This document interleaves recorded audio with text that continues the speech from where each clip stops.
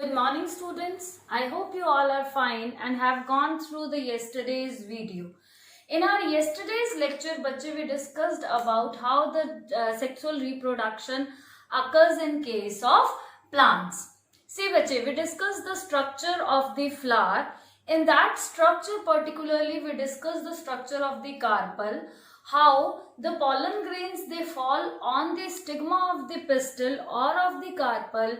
The pollen tube gets formed, it gets elongates, releases the male gametes into the ovule. How this all happens, let us discuss now. I told you that seed is the reproductive unit of the plant. See, reproductive part of the plant is the flower, but that flower only produces the seeds after fertilization, and these seeds are being sown in the soil to give rise to the new plant. So these are the reproductive units. But the formation of the seed, because it contains the embryo, it happens in two steps.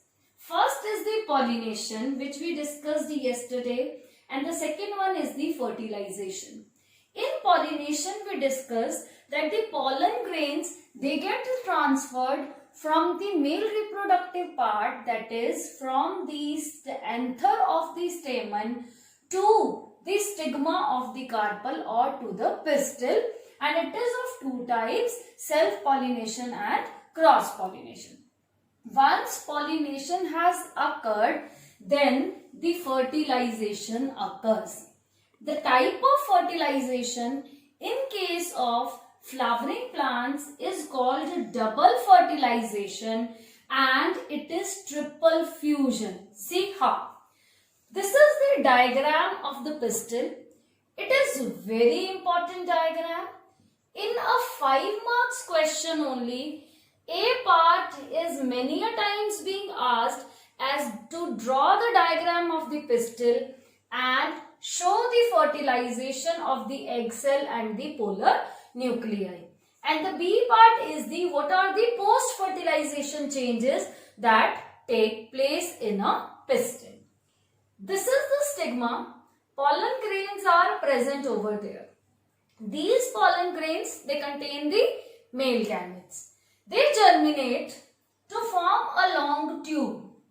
This pollen tube elongates, moves along the style and enters into the ovule through the micropylar end, the lower end from which the pollen tube enters into the ovule is called as the micropylar end.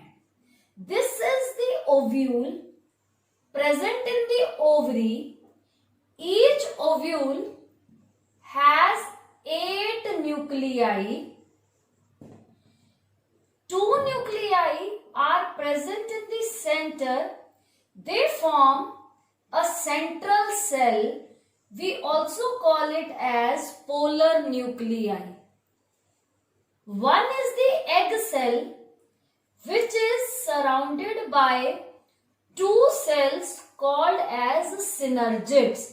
This central one is the egg cell at the micropylar end, and the 2 cells associated with this are the synergids. Opposite to it, 3 cells are present, 3 nuclei are present. These are known as antipodals. This is central cell or the polar nuclei. 2 nuclei are present within a single cell. These 2 are synergids. Central one is the egg cell, and these 3 are the antipodals. Now what happens is, each pollen grain, the 2 male gametes, they get fertilized. One of the male gamete gets fertilized with the egg cell to form the zygote. This male gamete is haploid. Egg cell is also haploid, and they form a diploid zygote. The other male gamete fertilizes the polar nuclei. Male gamete is haploid, polar nuclei is diploid. They form a triploid endosperm that provides nutrition to the growing embryo. Because haploid nuclei fuses with the diploid nuclei and a triploid nuclei is formed, this is called as triple fusion or triploidy.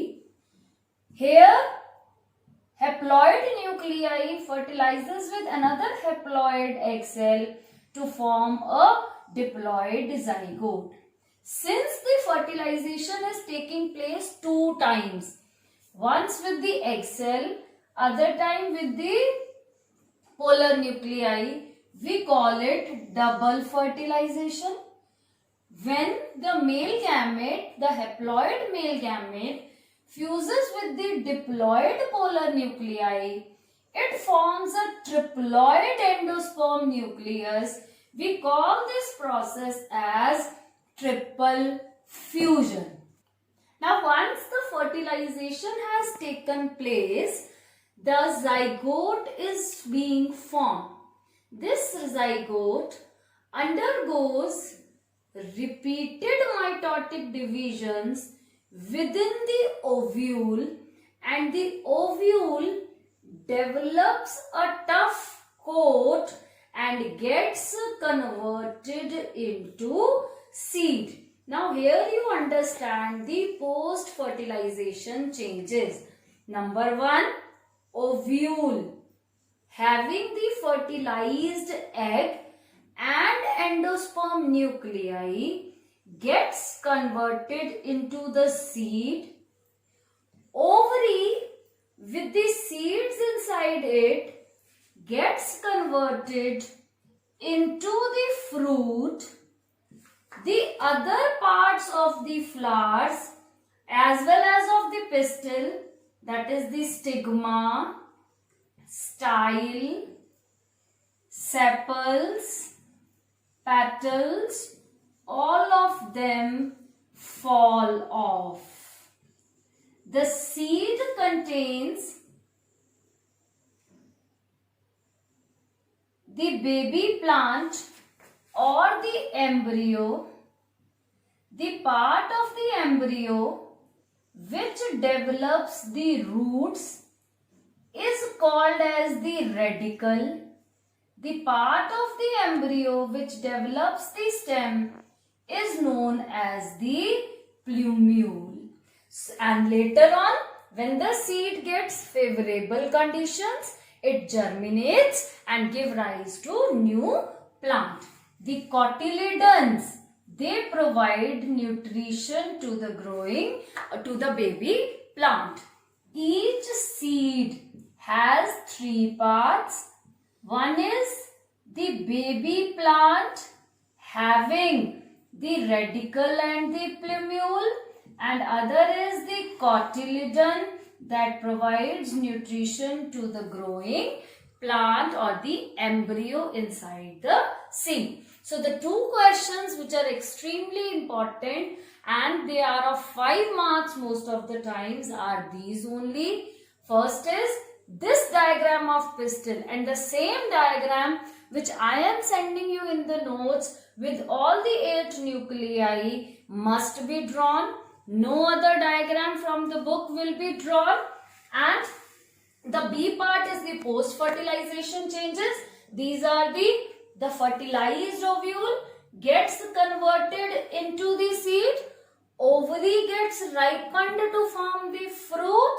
The stigma, style, other parts of the flower, they fall off. Later on, the seed, it gets germinates to give rise to the new plant. Thank you.